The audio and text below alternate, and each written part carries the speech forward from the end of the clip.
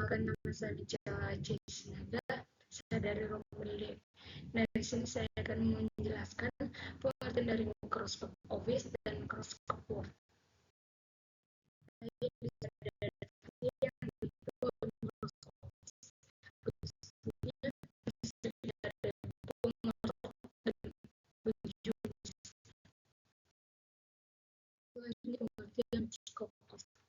Mikroskop Office adalah sebuah paket perangkat lunak dan juga perangkat server yang telah dikembangkan mikroskop. Secara umum, mikroskop Office adalah digunakan untuk alat mengetahui dunia kerja dan bagi mahasiswa. Tidak bisa dipungkiri, semakin banyak masyarakat yang menggunakan mikroskop Office saat ini. Ada beberapa mikroskop bernama lengkap William Henry Gates III atau lebih dikenal dengan nama Bill Gates, dilahirkan pada 28 Oktober 1955 di Stokes, Washington. Ia adalah anak kedua dari 3 bersaudara. Yang pertama, pengenalan mikroskop Office pada tahun 1989 sampai 1990. Yang kedua, Office 95 dan 97. Yang ketiga, perkembangan di awal 2000-an. Yang keempat, Office 2007 atau Ribbon UI. Yang kelima, Office 2010, kolaborasi dan co-op. Selanjutnya yang keenam, Office 365 2011, yang ketujuh Office 2013 dan 2016, yang ke-8 Office 2019, yang ke-9 Microsoft 365 tahun 2020 sampai sekarang, dan yang ke-10 Microsoft Word dan masa depan. Adapun bagi-bagian Microsoft Office, yang pertama Microsoft Word, yang kedua Microsoft Excel, yang ketiga Microsoft PowerPoint, dan yang keempat Microsoft Outlook, dan yang kelima Microsoft Publisher. Nah, yang keenam Microsoft Access, yang ketujuh Microsoft Infopad, yang kedelapan Microsoft Link, yang kesembilan Microsoft OneNote, yang ke-10 Microsoft Visio. Nah, ada fungsi Microsoft Office yaitu untuk membuat, mengedit, dan memformat dokumen teks. Salah satu fitur yang wajib dikuasai adalah pengaturan format teks seperti ukuran huruf, jenis font, dan pemilihan gaya paragraf. Di sini juga ada manfaat Microsoft Office.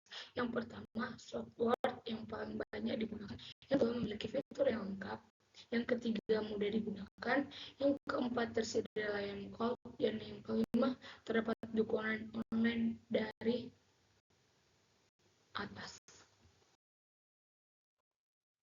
Nah, biasanya ada kelebihan dan kelemahan. Yang pertama, kelebihan kolaborasi mudah, penyimpanan cloud yang besar, aplikasi penunjang lengkap, biaya berlangganan yang fleksibel. Yang kelima, mempermudah proses bisnis. Dan kelemahannya yaitu satu, keterbatasan kreativitas, dua, keterbatasan formal dokumen, yang ketiga kompatibilitas, yang keempat keterlambatan, dan yang kelima biaya. Baik, selanjutnya kita akan membahas Microsoft Word. Yang mana pengertian dari Microsoft Word adalah sebuah perangkat lunak atau software pengolahan kata yang dibuat dan dikeluarkan oleh perusahaan teknologi bernama Microsoft. Nah, kita akan bahas sejarah penemu Microsoft Word. Microsoft Office Word atau Microsoft Word untuk pertama kalinya dikenalkan ke publik dengan nama awal Multi-Tool Word pada tahun 1983 untuk sistem operasi Unix. Selain itu, desain dari Multi-Tool Word ini pun dikembangkan sistem operasi lain seperti sistem operasi Apple Macintosh, DOS, dan sebagainya. Baik, ada fungsi Microsoft Word. Yang pertama, membuat dokumen baru. Yang kedua, menyunting dokumen yang sebelumnya.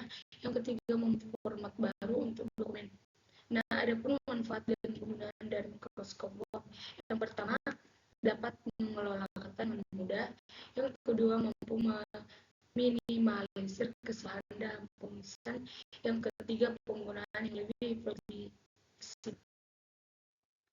Baik, yang selanjutnya fitur dari Microsoft Word. Yang pertama, we see, we get merupakan sebuah singkatan dari kalimat what you see is what you get. Ini adalah suatu fitur yang memungkinkan kita untuk mengetahui dengan jelas jika ditampilkan layar monitor adalah apa yang akan tertera pada dokumen cetakan nantinya. Yang kedua, spell check. Suatu fitur yang dapat membantu pengguna untuk mengecek ejaan pengetikan pada dokumen guna menghindari typo atau kesalahan penulisan. Yang ketiga, auto correct. Fitur yang satu ini sedikit mirip dengan fitur spell check. Yang keempat, mail merge merupakan fitur untuk menghasilkan atau membuat beberapa dokumen sekaligus dengan memakai informasi yang tersimpan dalam database, daftar, atau spreadsheet. Nah, yang kelima, fitur tingkat teks. Fitur ini yang memungkinkan kita untuk mengubah tingkatan teks sesuai dengan kebutuhan. Yang keenam, fitur tingkat halaman merupakan fitur yang dapat membuat penomoran halaman secara otomatis melalui beberapa langkah saja. Yang ketujuh, macro.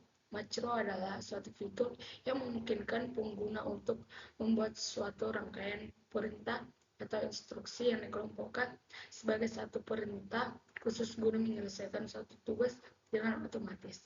Yang keempat, booklet layout merupakan fitur yang akan mempermudah kita mengatur buku tersebut. Baik, di sini ada beberapa fungsi toolbar bar home pada Microsoft Word.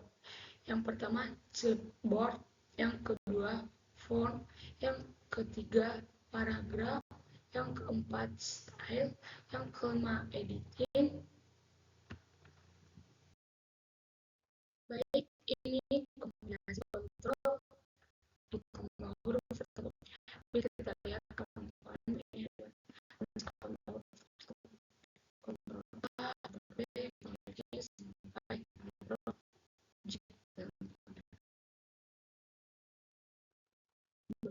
Bagian sampai ada kontrol tambah C, kontrol B, kontrol B, kontrol F. Ini sudah beberapa terus tambah sampai kurang tidak kurang besar untuk memperbesar huruf dan memperkecil huruf.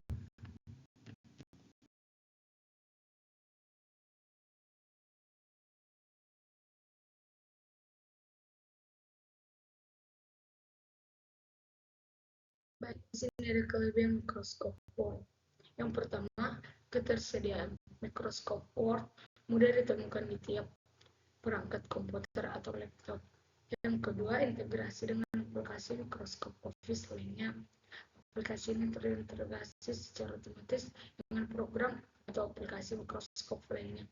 Yang ketiga, kompatibilitas. Kompatibilitas Microsoft Word bisa diakses dengan berbagai versi aplikasi ini. Yang keempat, instant help. Kelebihan ini bisa membantu menyempurnakan tulisan pada sebuah dokumen yang kamu susun. Sejauh dari itu ada kekurangan Microsoft Word. Yang pertama, sulit menemukan menu sederhana.